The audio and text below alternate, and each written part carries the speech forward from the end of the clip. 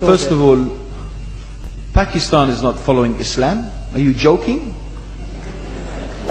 I'm saying not Pakistan have 90% Muslim. Muslim means follow Islam. But Muslim, what Muslim? What Muslim?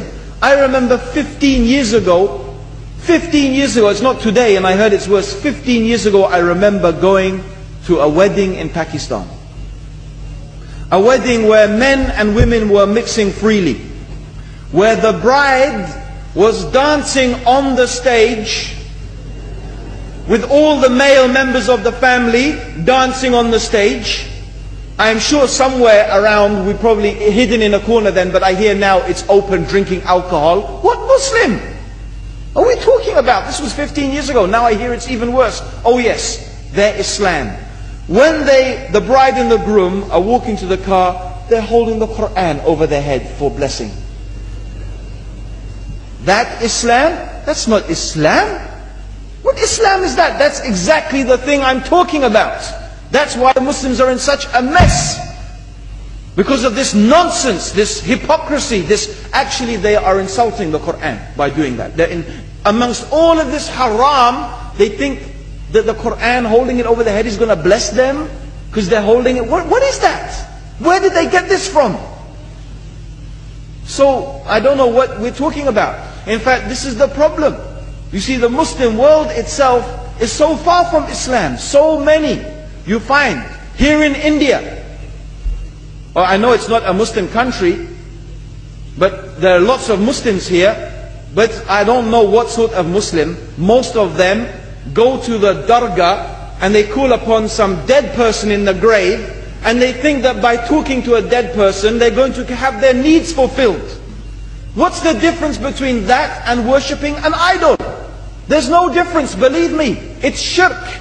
I've seen it myself with my own eyes. I'm praying in the masjid, the adhan goes, the people are praying in the masjid, and the people in the dargah are not coming to the mosque to pray. They're still going around the dargah and making all their whatever the things they do.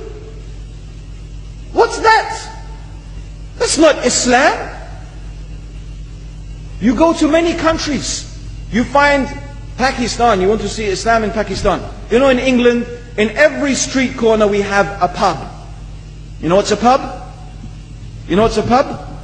Like a bar, you know, a place where you sit and drink alcohol. Yeah? Yes? In Pakistan, believe me, they have something worse than that. Yes, worse. On every street they have a picture of a palm. Everywhere you see it, hanging from the windows. They have the picture of a palm. What's that advertising? Something worse than drinking alcohol. An invitation to disbelieve in Allah. That they're going to read your hand and tell your fortune. Shirk. It's shirk. Whoever believes, the Prophet said, sallallahu alaihi wasallam, whoever visits a fortune teller out of curiosity, Allah will not accept their prayers for 40 days. Whoever believes in the fortune teller has disbelieved in Allah and His Messenger. That includes, by the way, horoscopes.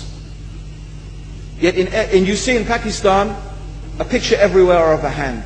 Worse than a pub. Worse than a pub. It is better to drink alcohol than make shirk with Allah.